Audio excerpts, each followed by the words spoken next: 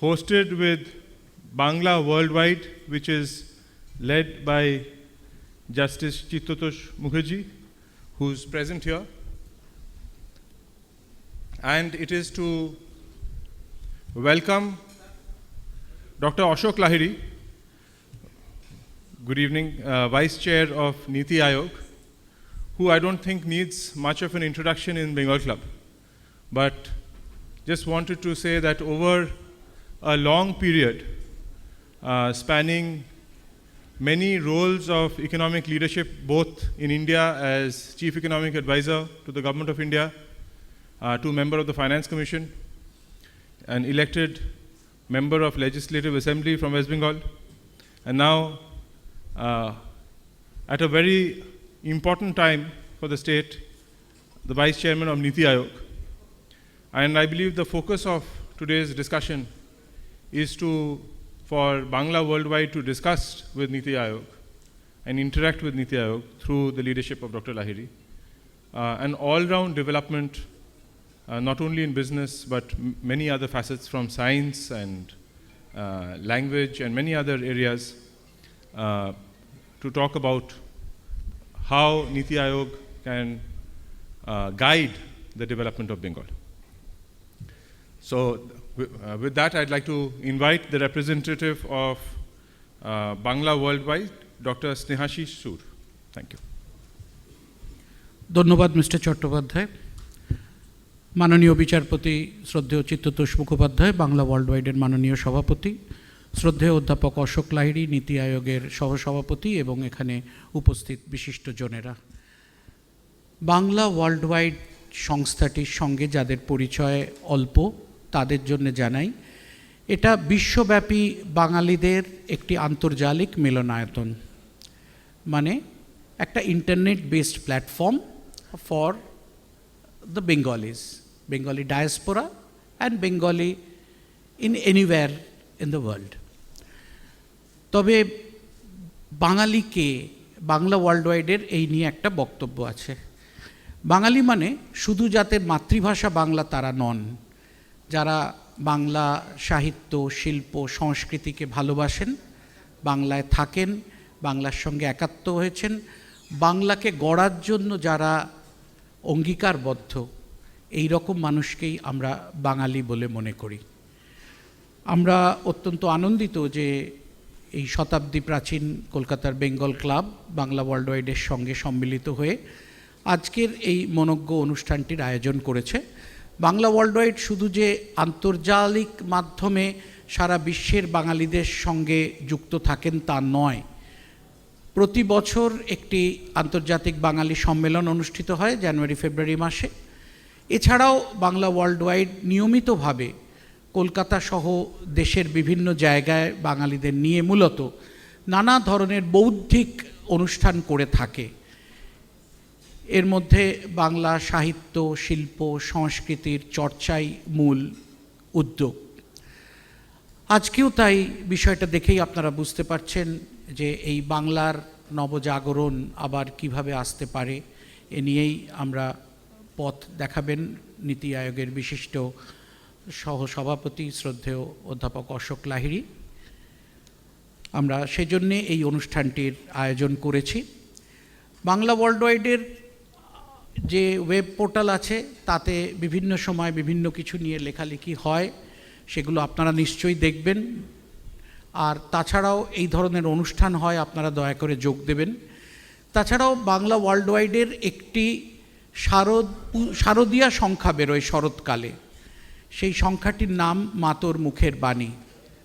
অধ্যাপক পবিত্র সরকার এবং বিশিষ্ট সাংবাদিক ডক্টর দেবদূত ঘোষ ঠাকুর এটির সম্পাদনা করেন। এই পত্রিকাটিও আপনারা আমাদের অন্তর্জালেও পাবেন এবং এমনি মুদ্রিত সংস্করণ হিসেবেও পাবেন। আমরা অত্যন্ত আনন্দিত যে আজকের এই অনুষ্ঠানে উপস্থিত হয়েছেন নীতি আয়োগের মাননীয় সহসভাপতি অধ্যাপক অশোক লাহিড়ী মহোদয়। আমি বাংলা ওয়ার্ল্ড ওয়াইডের সম্পাদক শ্রী সৌম্যব্রত দাসকে অনুরোধ করব তাকে মঞ্চে নিয়ে আসার জন্য। স্যার, আমরা আরও একটি ব্যাপারে অত্যন্ত আনন্দিত। আজকের অনুষ্ঠানের সূচনায় মঙ্গলাচরণ করার জন্য উপস্থিত হয়েছেন আমাদের সকলের শ্রদ্ধেয় পণ্ডিত অজয় চক্রবর্তী মহোদয়। উনি যে শুধু পদ্মবিভূষণ সম্মানে ভূষিত তা নয়, উনি মার্গসঙ্গীত এবং সঙ্গীতের জগতে দেশ বিদেশে অত্যন্ত একজন খ্যাতিমান শিল্পী ও শিক্ষক। আমরা শ্রদ্ধেয় পণ্ডিত অজয় চক্রবর্তী মহোদয়কে মঞ্চে এসে তার মঙ্গলাচরণ করার জন্য অনুরোধ করছি। পণ্ডিতজি প্রথমে বাংলা ওয়ার্ল্ড ওয়াইডের পক্ষ থেকে মাননীয় অধ্যাপক অশোক লাহিড়ী মহোদয়কে উত্তরীয় প্রদার্পণ করবেন এবং তারপর মঙ্গলাচরণ করবেন। পণ্ডিতজি।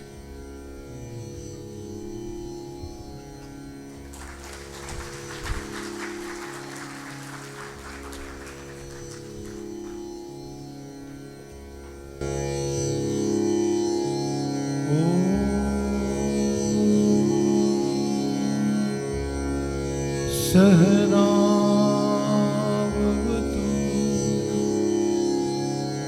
सहनो भुनक्तु सह वीर्यं करवावहै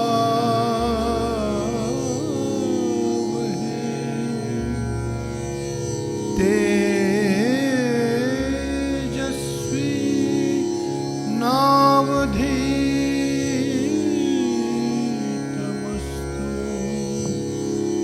मा विद्विषावहै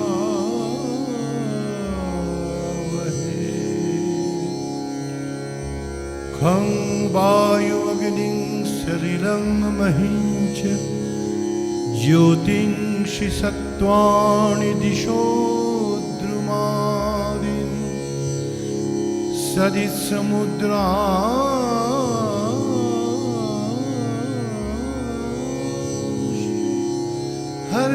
हर्षशरीरं यत्किञ्च भूतं प्रणमेदनन्यम्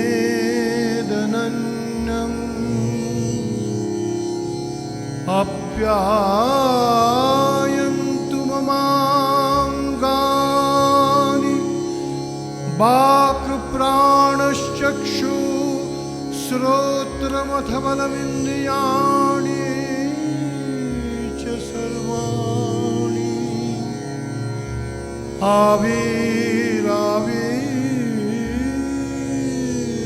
आविराविर्मयेधि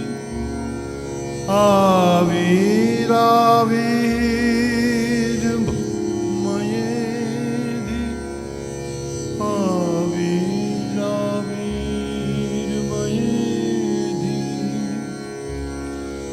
ॐ सर्वे अत्र सुखिनः सन्तु सर्वे सन्तु निरामया सर्वे भद्राणि पश्यन्तु मा कश्चित् दुःखभाग् भवेत्। ॐ शान्तिः शान्तिः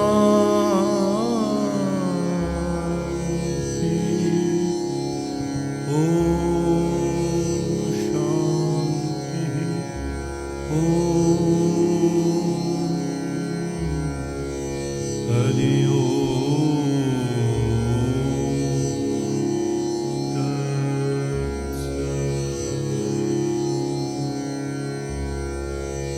প্রণাম। সকলে ভালো থাকুন, সকলে শান্তিতে থাকুন।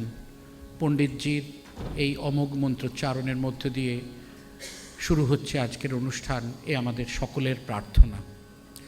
আমি এবার বাংলা ওয়ার্ল্ড ওয়াইডের সভাপতি মাননীয় বিচারপতি শ্রদ্ধেয় শ্রী চিত্ততোষ মুখোপাধ্যায় মহাশয়, কলকাতা উচ্চ ন্যায়ালয়ের প্রাক্তন বিচারপতি এবং মুম্বাই উচ্চ ন্যায়ালয়ের প্রাক্তন বিচারপতি শ্রদ্ধেয় বিচারপতি চিত্ততোষ মুখোপাধ্যায় মহোদয়কে তাঁর স্বাগত ভাষণ দেওয়ার জন্য অনুরোধ করছি।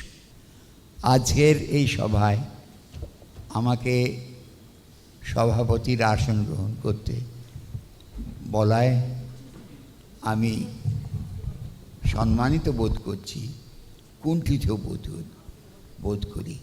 কারণ এত গুণীজন আজ উপস্থিত আছেন আমাদের বাংলা ওয়াইডের পক্ষে এবং আপনাদের বেঙ্গল ক্লাবের সুমহান প্রাচীন এই ক্লাবের যারা সদস্য অনেকে এসেছেন সাগ্রহে শুনতে যে বাংলার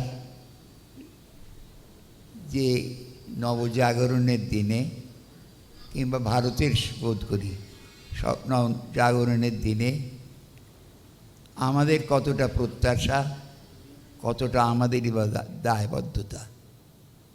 সেই সূত্রে বলি যে আমাদের বাংলা ওয়ার্ল্ড ওয়াইড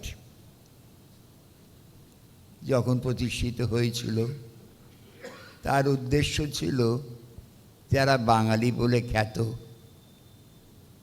তারা শুধু বাংলায় জন্মেছেন বলে বাঙালি নন, যারা বাংলা ভাষায় চিন্তা করেন, যারা বাঙালিদের আপনজন বলে মনে করেন, তার সংস্কৃতি সাহিত্য তার লোকজনদের তাদের একটি সম্মিলিত প্রচেষ্টা। ক্রমশ আমাদের কাজ প্রসারিত হয়েছে এবং তার ফলে আমাদের বাংলা ওয়ার্ল্ড ওয়াইড এক কথায় বলতে গেলে সেতুবন্ধের কাজ করছেন। বন্ধন, হৃদয়ের বন্ধন তো নিশ্চয়ই, তারই সঙ্গে আমাদের কাজের সম্প্রতি আমাদের একটু প্রচার হয়েছিল, যদি বলি কথাটা হয়েছিল যখন কোভিডের সময় এখানকার আমেরিকা থেকে প্রাপ্ত যন্ত্র এনে অনেকগুলি প্রায় 200টি হাসপাতালে আমরা দিয়েছিলাম। আমাদের শুরু তার অনেক আগে। তারপরে আমরা সুর ছন্দের মাধ্যমে সাহিত্যিক সম্মিলনে বাঙালির মধ্যে বাঙালির সংস্কৃতির, বাঙালির ভাষা, বাঙালির যে ঐক্য, অন্তর্নিহিত ঐক্য, তার বন্ধনের সূত্র খুঁজে পাওয়ার চেষ্টা করেছি। তার ফলে সম্ভব হয়েছে আমাদের প্রায় 120টি দেশের সঙ্গে সংযোগ সাধন। কখনো সে বেশি যে বন্ধন ক্ষীণ মনে হয়েছে, আবার সে বন্ধন আবার সুদৃঢ় হয়েছে। আমি বিশেষ করে দেশ বলতে চাই না, কিন্তু আমরা সব সময় আপনাদের এবং আমাদের সদস্যদের সক্রিয় সহানুভূতি পেয়েছি। এখন বর্তমান পরিস্থিতি বদল হয়েছে। আমি যে কথা দিয়ে শুরু করেছিলাম, সেতু বন্ধনের অর্থ আমরা পরস্পরের হৃদয়ের মধ্যে একটা সংযোগ রচনা সকলকে বাঙালিদের কাছে পেতে চাই, জানাতে চাই তার মহান ঐতিহ্যের কথা এবং নিশ্চয়ই তারই সঙ্গে বর্তমান পরিস্থিতিতে আমাদের বাঙালিদের এগিয়ে যাওয়ার কোন পথ, কেমনভাবে আমরা পারব এগিয়ে যেতে। এইখানে আমি আজকের বক্তা তার কাছে প্রত্যাশা করব যে কেমন করে যখন দেশের রিজার্জেন্স অপেক্ষা করছে, তাতে আমাদের ভূমিকা কতটা আমাদের পক্ষে সম্ভব। আমাদের মূল ভূমিকা তো সাধারণত বিভিন্ন ক্ষেত্রে আমরা মানুষের মধ্যে একটা ভালোবাসার সূত্র গ্রন্থি রচনার চেষ্টা করেছি, আর চেষ্টা করেছি বিভিন্ন দেশের জ্ঞান বিজ্ঞানের কথা আমাদের মধ্যে বাৎসরিক সম্মিলন যেটি আমরা করে থাকি, সেখানে অনেকে সংযুক্ত হন। ঐতিহ্যের কথা স্মরণ করে আমরা আমাদের মধ্যে আজকে যে বিজ্ঞানের আশ্চর্য রকম অগ্রগতি ঘটেছে, সেই অগ্রগতির প্রতি আমাদের অবহিত করা প্রয়োজন আছে। অর্থনৈতিক যেসব সমস্যা দেখা দিয়েছে, যেখানে যেখানে ইংরেজি কথায় বলতে গেলে বাঙালির সামনে চ্যালেঞ্জ দেখা দিয়েছে, কেমন করে সেটা অতিক্রম করব, সেই কারণেই রিসার্চেন্ট কথাটা বলা হয়েছে, রিসার্চেন্ট কথাটা ব্যবহৃত হয়েছে। কী করে আবার নবজাগরণের দিনে আমাদের ভূমিকা কী হবে। আমি দীর্ঘায়িত করতে চাই না আমার বক্তৃতা। আমরা অত্যন্ত আনন্দিত, অত্যন্ত আমরা সম্মানিত বোধ করছি এবং সাগ্রহে অপেক্ষা করি আমাদের বক্তা যিনি এসেছেন দয়া করে তার কথা শুনতে, তার কথা জানতে, এবং পরে তার সঙ্গে আলোচনার যদি অবকাশ ঘটে আমরা আলোচনা করেও জানতে পারি বা আমাদের বক্তব্য কী এই বিষয় এটা তার কাছে পৌঁছে দেওয়ার জন্যেও আমরা অপেক্ষা করছি। নমস্কার।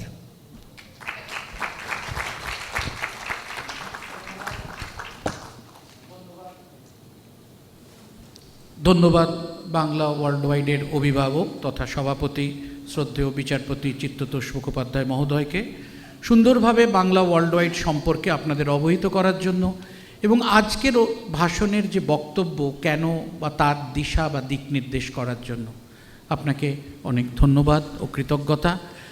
শ্রদ্ধেয় অশোক লাহিড়ী আজ আমাদের মধ্যে এসেছেন, সেইটাকে স্মরণ করে বাংলা ওয়ার্ল্ডের পক্ষ থেকে তাকে কিছু স্মারক প্রদান করা হবে।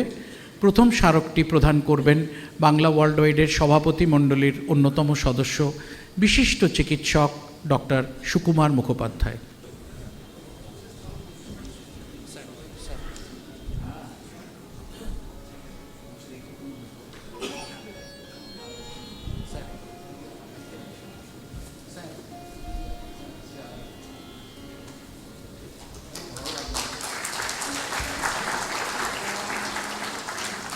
এরপর বাংলার দুটি কুটির শিল্পের স্মারক প্রদান করবেন অধ্যাপক পবিত্র সরকার এবং শ্রদ্ধেয় অনিন্দ্য মিত্র মহোদয়, দুজনেই বাংলা ওয়ার্ল্ড ওয়াইডের সভাপতি মণ্ডলীর মাননীয় সদস্য অধ্যাপক পবিত্র সরকার এবং শ্রী অনিন্দ্য মিত্র, যাদের পরিচয় দেওয়ার কোনো প্রয়োজন নেই।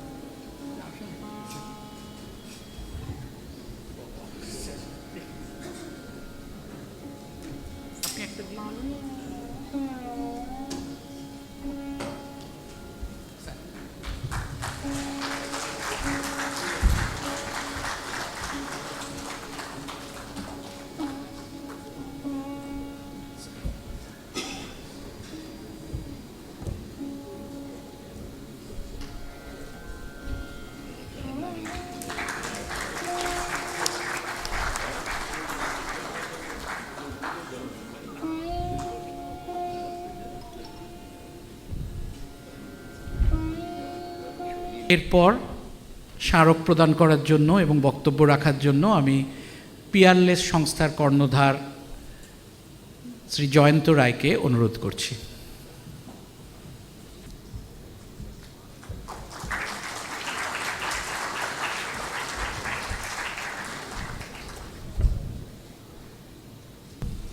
মাননীয় প্রফেসর লাহিড়ী, শ্রদ্ধেয় জাস্টিস মুখার্জি, উপস্থিত সকল বিশিষ্ট অতিথিবৃন্দ, আপনাদের সকলকে ভারতবর্ষের প্রথম স্বদেশী এনবিএফসি পিয়ারলেসের আন্তরিক শ্রদ্ধা, শুভেচ্ছা এবং অভিনন্দন।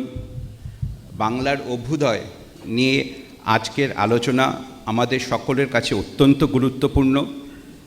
আমরা প্রত্যেকেই চাই বাংলার উন্নয়নের পথে দেশের অন্যতম অগ্রণী রাজ্য হয়ে উঠুক এবং ব্যক্তিগতভাবে আমার বিশ্বাস প্রফেসর লাহিড়ীর স্নেহপূর্ণ দিক নির্দেশনা আমাদের অনুপ্রাণিত করবে যে বাস্তবিকতা মাথায় রেখেও কিভাবে অগ্রগতি করা যায় সেটাতে আমরা আজকে ওনার দিশা পাব।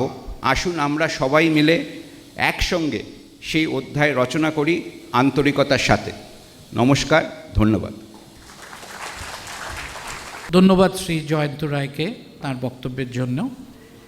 এবার আজকের মুখ্য অতিথির সম্পর্কে আপনাদের পরিচয় করিয়ে দেবার জন্য আমি আহ্বান করব বিশিষ্ট অর্থনীতিবিদ এবং অধ্যাপক অনুপ সিনহা মহোদয়কে, যিনি অধ্যাপক অশোক লাহিড়ীর সতীর্থ।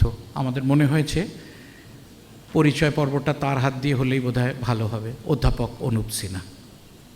Very good evening to all of you.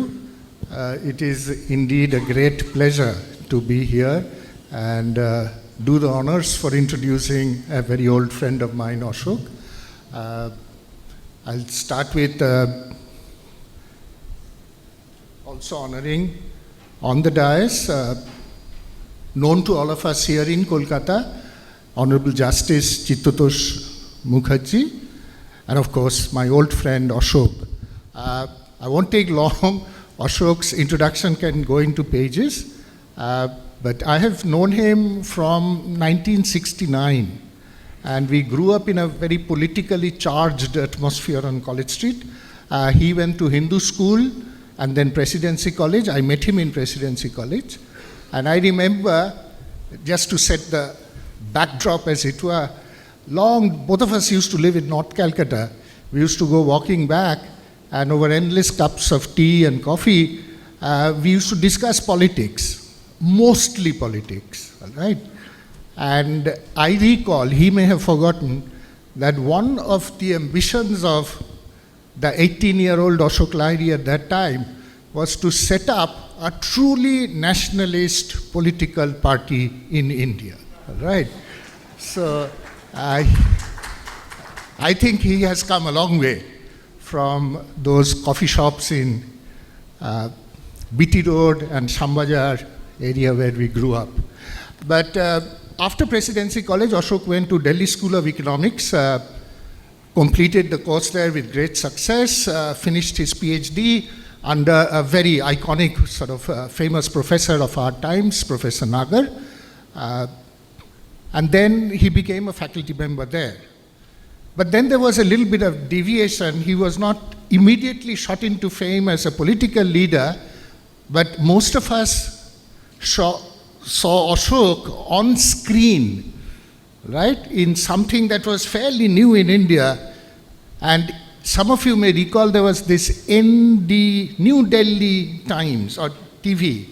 And here was Ashok Lahiri along with another gentleman called Pranoy Rai, who were talking about election analysis, forecasting, predictions, psephology, a new word that I learned for the first time. Then, of course, he has spent a very long career in policy making and influencing policy. He has represented India at the World Bank, in the India desk at the IMF. He has been executive director for the Asian Development Bank at Manila. And he's also served on the 15th Pay Commission. He has been the director of the National Institute, a very famous institute in Delhi, National Institute of Public Finance and Policy. And he has traveled all over the world. He has served as the chief economic advisor to the government of India. So he's never really left the corridors of power in a way where he has had a great deal of influence in determining macroeconomic policy. He's now the vice chairman, as you all know, of Niti Aayog, and I think his portfolio and his brief is a little beyond macroeconomic policy. It is much more about fundamental development of the country. And of course, since he's from Bengal, and we have seen a sea change in the politics of the state and the people who are to govern, who have the right to govern our state for the next 5 years at least, there will be an enormous amount of expectations from Ashok and the new government of West Bengal. And we are all eager to listen to him and his analysis of the potential of the state. Once again, a very, very great privilege and honor. I feel very tickled to be here and welcome Ashok, a very old friend of mine. Thank you very much.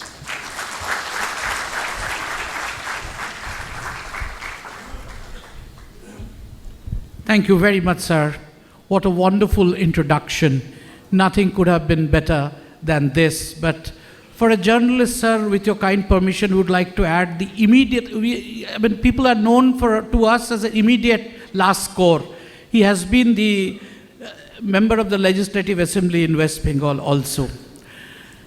আমি এরপর আপনারা যার জন্য অপেক্ষা করছেন সেই শুভ মুহূর্ত সমাসন্ন আমি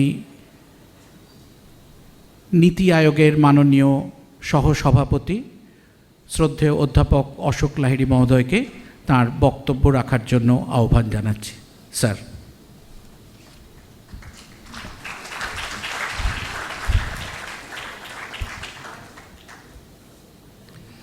Thank you very much, Justice Chittotosh Mukhopadhyay,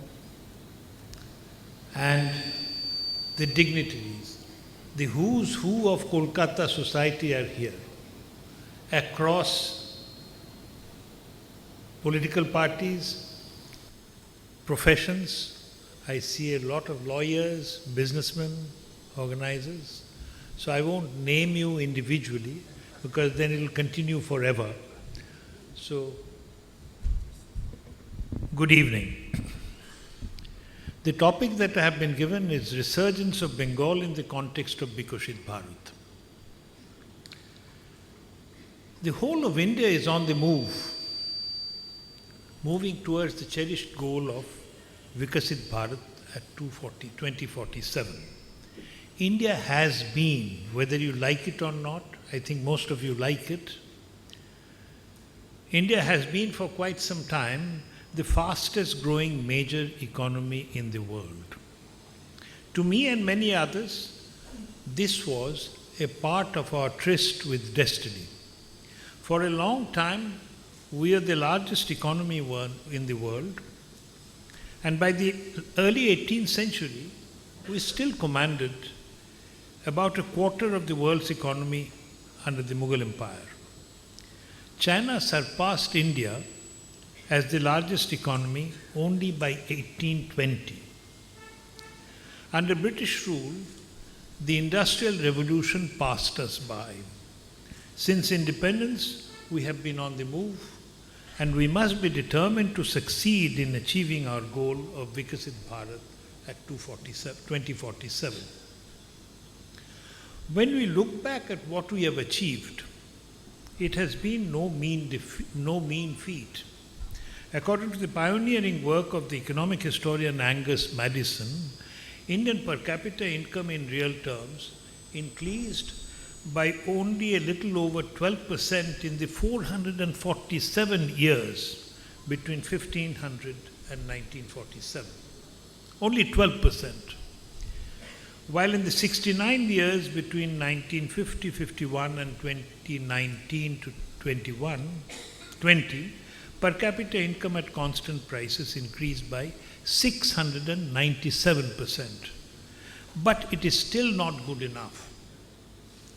It's still not good enough to achieve our goal of Viksit Bharat at 2047, especially when you see what China has achieved, what the East Asian tigers have achieved. Ours is not good enough.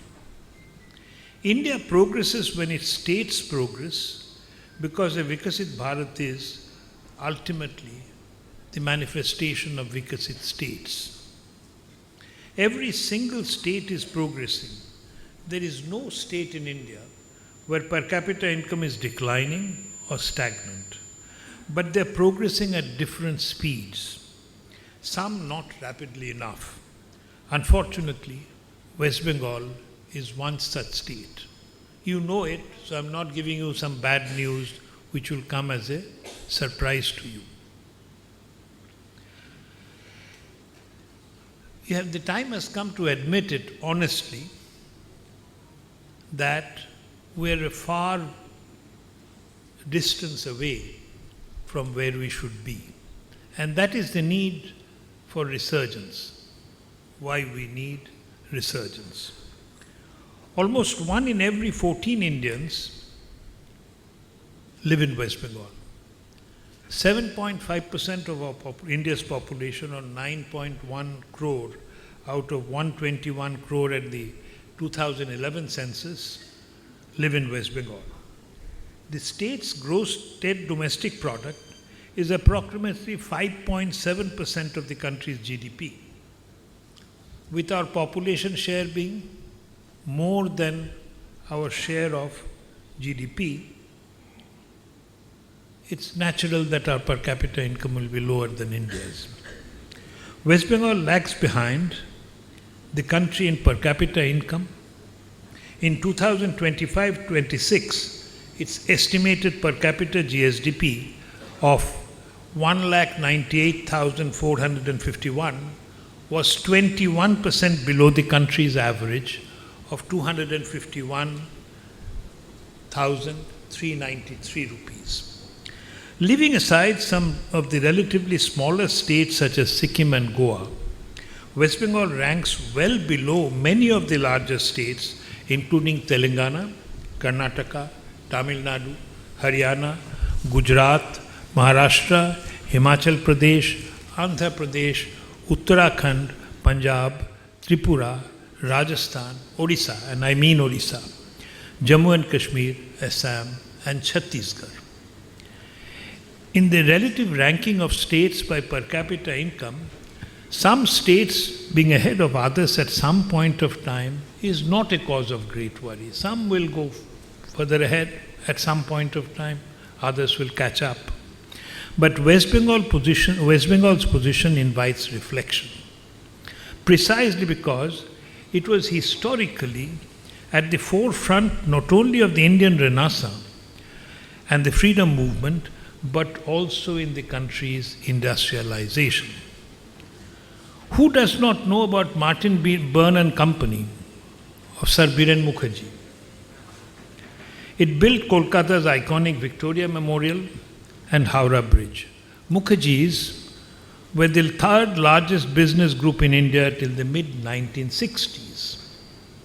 Acharya Prafulla Chandra Rai, the world-renowned professor of chemistry, the father of nitrites, and the author of a history of Hindu chemistry, in 1901 founded the Bengal Chemical and Pharmaceutical Works, one of the first indigenous pharmaceutical enterprises in India.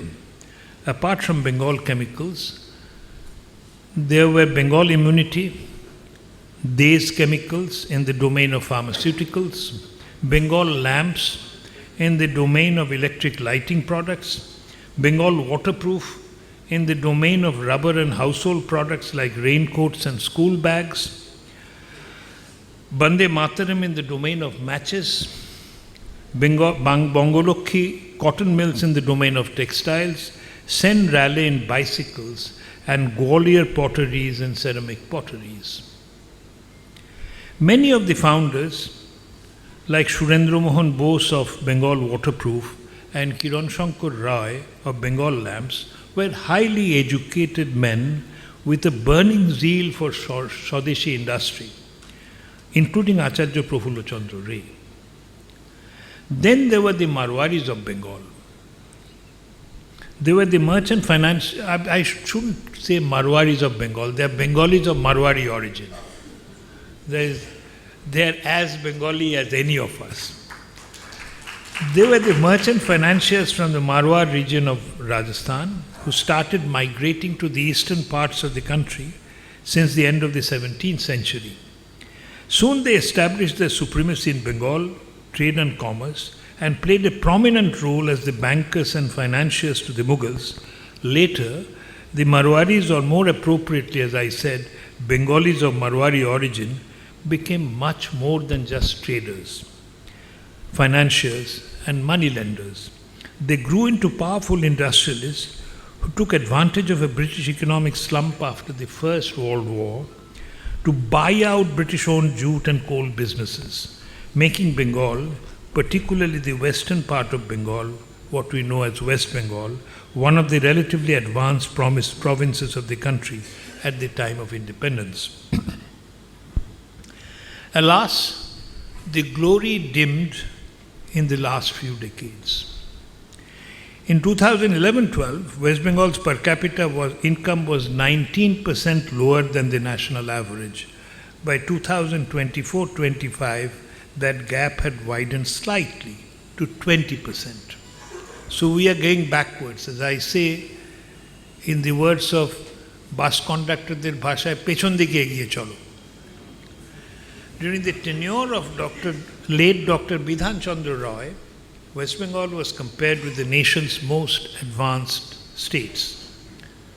Has Bengali pride now reached its twilight? Well, the relative decline of West Bengal did not happen overnight. Let me explain. Independence in 1947 came with twin shocks that are important to understand. First, a natural economic space was partitioned in two. Jute continued to be produced in what became East Pakistan and later Bangladesh, while the jute mills remained in West Bengal. Many of the food crops that used to be supplied from the eastern part now fell in a different country. Then came a huge wave of refugees. The 1951 census recorded roughly 2.06 million refugees from East Pakistan settling in West Bengal.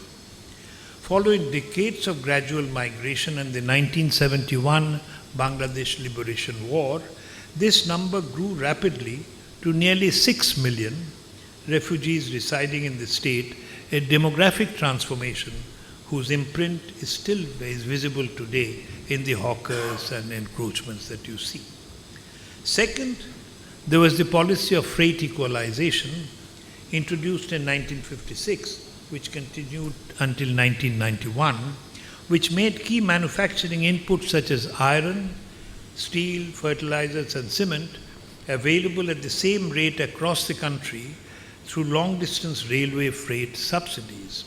Well-intentioned as a way to secure balanced, coordinated development across regions, it ended up benefiting the relatively industrialized western and southern states at the cost of resource-rich eastern states such as Bihar and West Bengal. These two shocks, without doubt, affected West Bengal's economy adversely. But West Bengal is not the only entity in the world to be affected by such calamities. For example, partition affected Korea. But South Korea has not only survived but prospered. Furthermore, even freight equalization ended more than 3.5 decades ago. How long will we keep on crying about history? The root cause of West Bengal's relative decline has to be sought in the policies that the government followed. In a way, it can be argued that the turn that West Bengal policies took was as a result of these post-independence shocks. But why the people of West Bengal took so long to realize what these policies will result in is a question that I leave for another occasion, if not for experts in political science and popular psychology. After independence on 15th August 1947, West Bengal, like other provinces, was governed by the Indian National Congress. Following the brief tenure of Professor Prafullo Ghosh as Chief Minister, the leadership of West Bengal passed to Dr. Bidhan Chandra Roy, the renowned physician. Under his leadership, West Bengal saw the establishment of the Durgapur Steel Plant, the Indian Institute of Technology Khargopur, the planned city of Kollani, the Damodar Valley Corporation, and the Salt Lake Township on the outskirts of Kolkata, among many other development projects. Dr. Roy became Chief Minister at the age of 65 and passed away exactly on his 80th birthday. As you can make out, I'm a great admirer of Dr. Bidhan Chandra Roy. I think he was I won't mention this. I'm a great admirer. Many of his dreams of rebuilding West Bengal remained unfulfilled. The Chinese War of 1962 and the passing away of Pandit Nehru soon after brought an end to the single-party dominance in many Indian states, and West Bengal was no exception. Without the towering personality of Dr. Roy on the scene, state politics grew more turbulent. By the mid-1960s, a nationwide drought had created a severe gap between the demand and supply of food grains. Against this backdrop, statutory rationing was introduced by Dr. Roy's successor, Chief Minister Prafulla Chandra Sen. But the meager quantities distributed caused public dissatisfaction. In an effort to ease the shortage, compulsory procurement of paddy was introduced in 1965, which in turn angered rural producing communities. The government found itself caught between competing pressures, unable to supply enough food to the cities without the levy, and facing resistance and resentment from farmers because of it.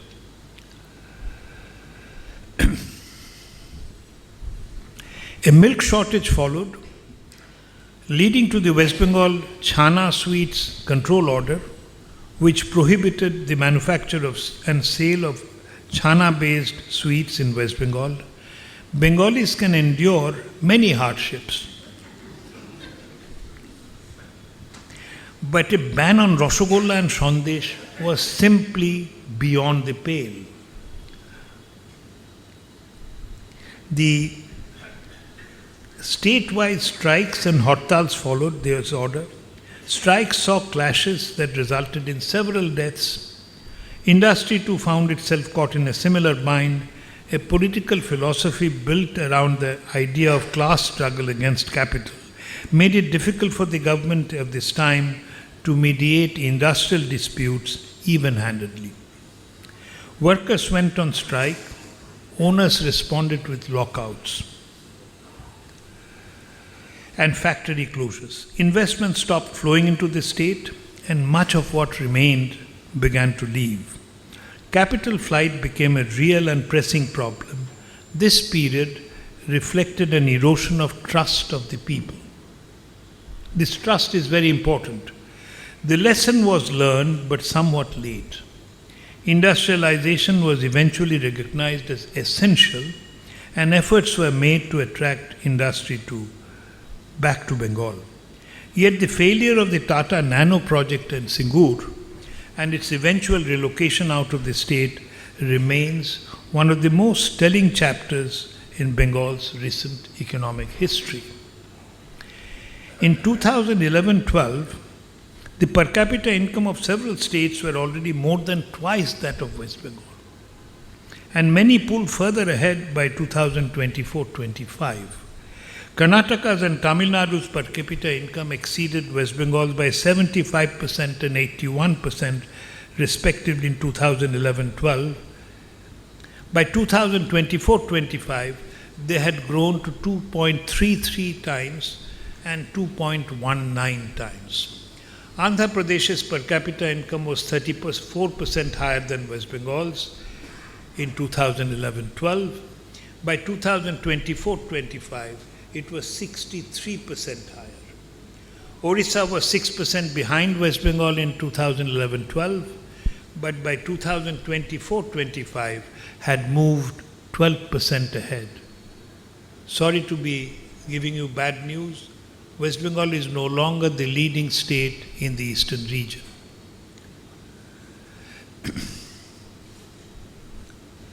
According to NSSO data, West Bengal lost 3 million jobs in unorganized sector between 2015-16 and 2022-23. As the economy weakened in relative terms, young people migrated to distant states in search of opportunity. According to data from the Ministry of Corporate Affairs, 6,688 companies moved their registration out of West Bengal between April 2011 and March 2025. False and impractical promises is a very common practice to win elections, and expectedly does not bring about any concrete gain economically or socially. Such promises undermine people's confidence and trust in political parties. It is important to remember that democracies are built on trust. We need to rebuild that trust, because resurgence of Bengal will require some sacrifices in the short run for development in the medium to long term.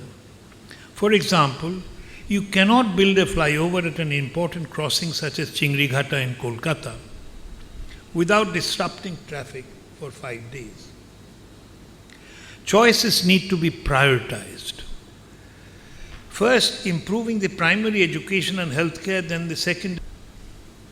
But what if people do not trust the promises and follow the maxim that a bird in hand is worth two in the bush? What if they prefer immediate gratification because of the uncertainty involved in the delivery of promises in the future? Long-term development policy is difficult to implement if people do not have faith in the administration and politicians. I know rebuilding trust is a tall order, but I'm afraid it is a necessary condition for West Bengal's development. There is also a deeper trap at work that I would like to mention, one that economists call a low-level equilibrium trap. In its purely economic sense, the term describes an economy where whatever little is gained in output is absorbed before it can lift living standards, leaving per capita income circling the same low level year after year. The prolonged undercapitalization in the state has produced a stagnation both in the income level and the people's psyche. Years of promises made and broken have taught people not to expect much. A great many have made a kind of peace with meager earnings, for the ambitious migration out of the state has become the aspiration. For many who remain, the horizon of what feels achievable has simply been lowered to match what is on offer. I say this with no disrespect to the character or the capability of the Bengali people whose entrepreneurial and intellectual history I have just recounted. It is instead what sustained economic stagnation does to expectations anywhere in the world. Breaking out of such a trap requires the people of Bengal to believe again, and that belief can only be earned back through visible and repeated success. Having focused on the difficulties in rebuilding West Bengal's economy, let me now concentrate on the strong points. First, its strategic location. It is not only a coastal state, but also the gateway to Bangladesh, Bhutan, Nepal, and the northeast. All the coastal states of India have developed faster than the rest of the country. Just look at Gujarat. I'm going around the coast. Gujarat, Maharashtra, Karnataka, Goa, Kerala, Tamil Nadu, Andhra Pradesh, and Orissa. In China, so did the provinces on the shores of the South China Sea. West Bengal has suffered in the absence of a deep sea port. The riverine ports of Kolkata and Haldia, which may have been good enough in the days of Job Charnock, or even our childhood days, are just not good enough for modern trade and commerce. We need a modern deep sea port. Second, West Bengal has a great intellectual tradition. Apart from literature, poetry and philosophy, it produced Acharya Prafulla Chandra Roy and Acharya Jagadish Chandra Bose.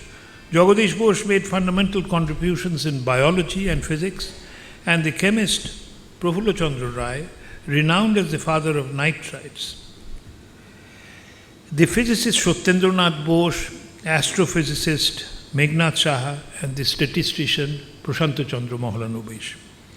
It has the Calcutta Medical College, one of the oldest institutions to teach modern Western medicine in Asia.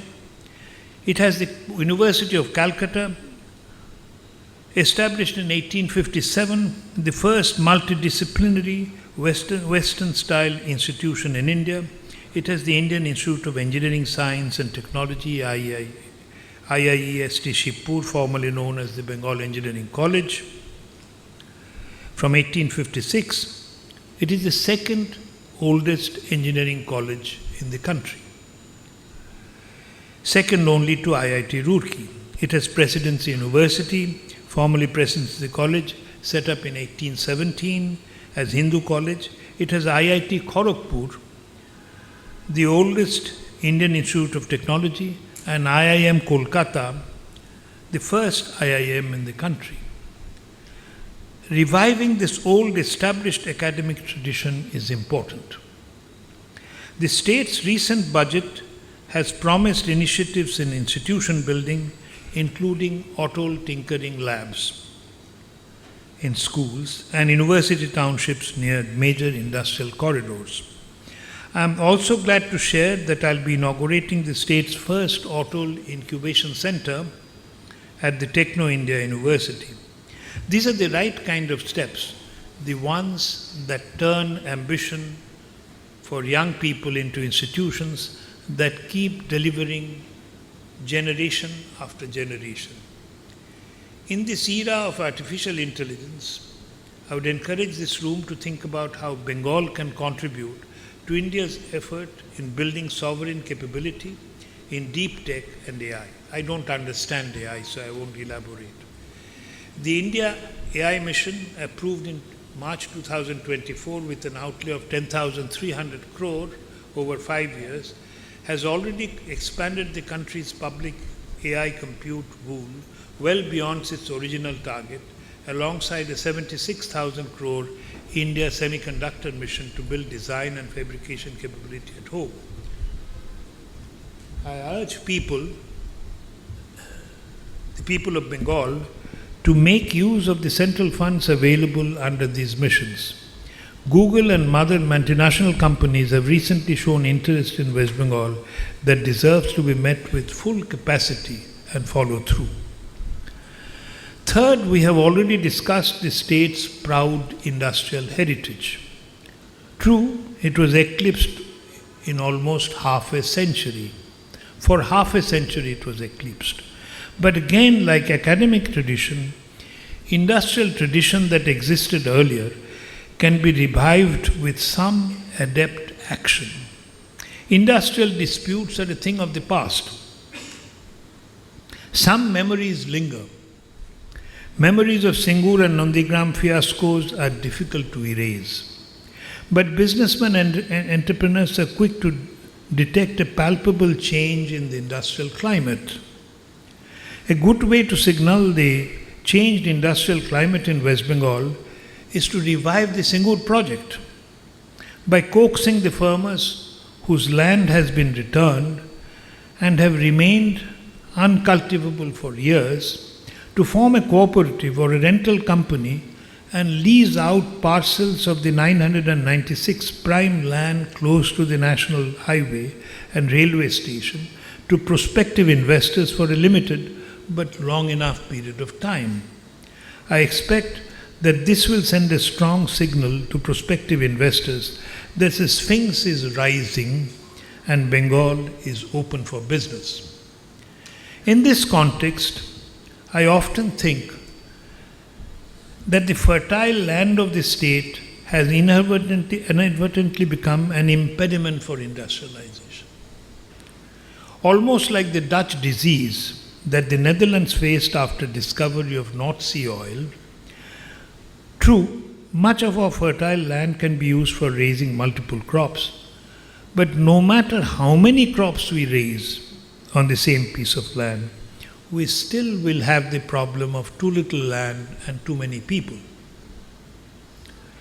We need industry to redeploy the disguised unemployed in agriculture and give them quality jobs and livelihoods.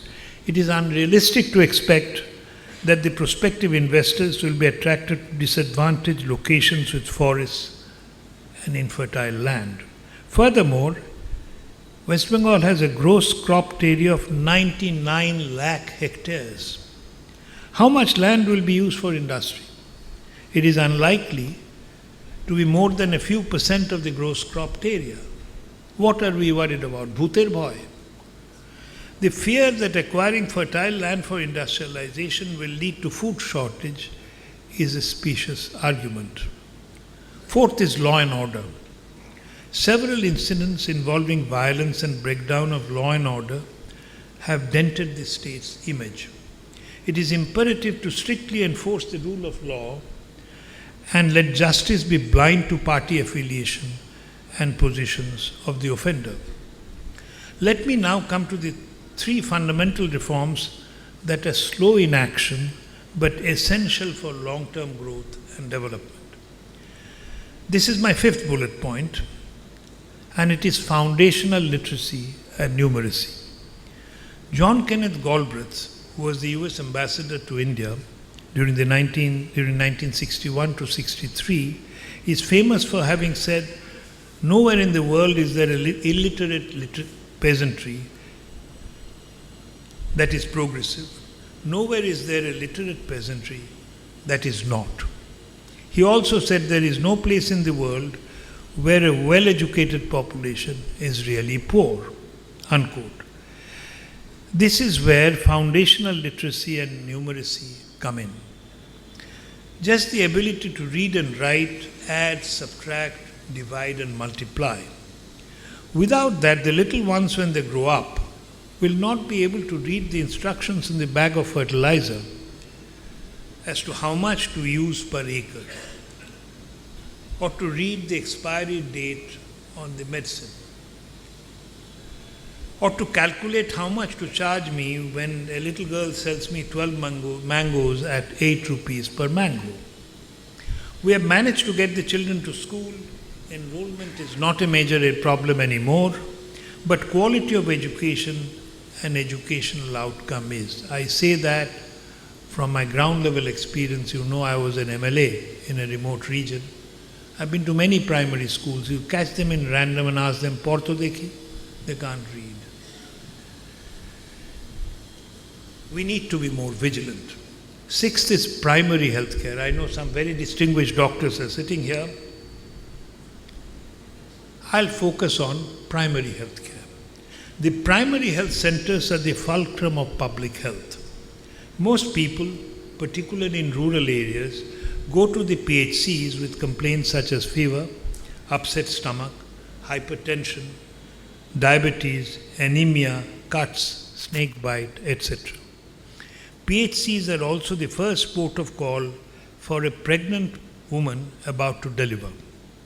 With PHCs playing such a pivotal role in delivery of health services, we need to ensure that they always have an allopath doctor on duty, have a delivery room and beds for short period of medical care, and operate around the clock for 24 hours. They do not now. Seventh is physical infrastructure, which includes road, rail, and telecom density, per capita power availability, among others. Some researchers have placed West Bengal at the middle or bottom half of the 18 major states in India according to their index of physical infrastructure. West Bengal was the only coastal state that did not have a deep sea port, I mentioned already. The poor state of some stretches of NH12, formerly NH34. On that I used to travel to Balurghat regularly, connecting Kolkata to Siliguri, mainly because of land acquisition problems and the long time taken to traverse the 575 kilometers distance, provides a glaring example of poor road connectivity. Go and travel from Hyderabad to Bengaluru or from Mumbai to Ahmedabad and you will see the difference. There is plenty to be done for the resurgence of Bengal. Today's galaxy of who's who gives me the confidence that the state will get its act together and will be on the move. I believe in the huge potential of the state's people and this economy. The time to act is now and here. The assets that make resurgence realistic and not aspirational. Thank you. Jai Hind.